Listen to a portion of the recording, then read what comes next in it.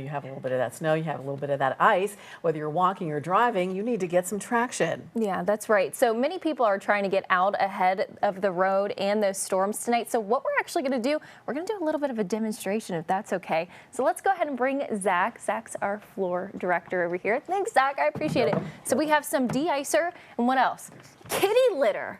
All right, Zach. So I'm going to go ahead. I'm going to actually dump this into the trays, and we're going to demonstrate kind of what to do. And I think a lot of people just think that you should put kitty litter or just de-icer, so we'll have a little bit of tips and tricks for that. Okay, so if you're using the salt down on your driveway or sidewalk, that is where you're going to get the sodium chloride action with your ice when it's warm enough to work. There you go. That works with it. And also there are pet-friendly kinds of salt too. If you have pets that you think will be out in your driveway, your steps, your sidewalk. And a lot of people look at the cost too. So typically kitty litter is going to be a lot cheaper. So kitty litter, usually, you can go ahead and dump that in there, usually around $20 or so, where ice melt or anything like this just start at $60. So we're going to do a little bit of demonstration. We're going to dump snow over here in my de-icer, and then snow in this one.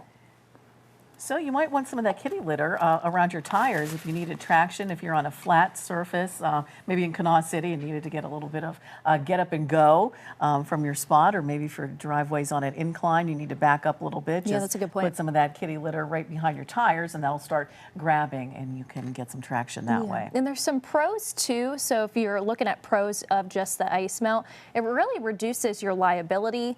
And it's effective down to -15 degrees, which obviously kitty litter is not going to help you at all. It's also fast acting, so you'll see it's actually starting to melt quickly, which obviously the kitty litter is not doing anything over there. The cons over for if you're just using the de-icer, you can actually damage your concrete. I don't think people realize that. Even your vehicle. You'll see a lot of those vehicles outside of after the storms pass, and they're, grainy, and you always hear that in your engine and things like that. Yeah, and your car will just look white after that. Or it looks white. That's why the car washes get so many cars in line after something falls out, and you get the snow gone. You got to get that salt washed off. Right, and there's also, it puts your pet at risk.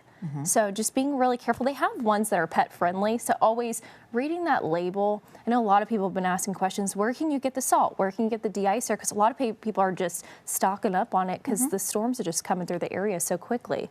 Kitty litter, on the other hand, the pros of this is basically just attraction. I know we were talking about that, as a lot of people would just put that down so you're not slipping and sliding like I was this morning. And the absorption. So some forms of kitty litter actually absorb that moisture, so it helps with those icy conditions. And it's pet safe, which is always good. I know you got kitties at home. Yes. Awesome. All right. Well, I think that's pretty much it. Just wanted to show that demonstration because it's always super, super important. And zoom in for me on that, because you're seeing that snow is just going away over here with that ice melt, which is some good signs. Just be careful out there if you are heading out and about. There's different tips and tricks that you can use. So we wanted to test those out and see which ones work best for you.